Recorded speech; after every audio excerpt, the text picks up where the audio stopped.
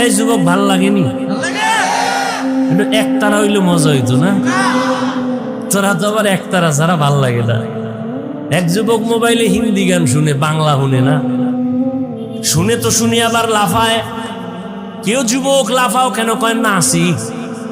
কেন? কয় গান শুই না। কয় অর্থ জানুনি? আব্বাও জানে না, আমিও জানি না। তো লাফাও কেন? কয় মজা লাগে। কি লাগে? এখন সেই মজার গানও নাই।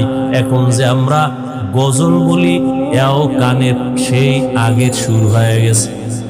মানুষের গজল গাইতাম আগে, ছোটবেলা শুনতাম কলিজার টুকরা আইনুদ্দিন আল আজাদ, এরকম বহু শিল্পীদের আল্লাহর বান্দারা গজল গাইতেন, নাত হামদে বারি তাআলা পড়তেন, কলিজা ঠান্ডা হতো।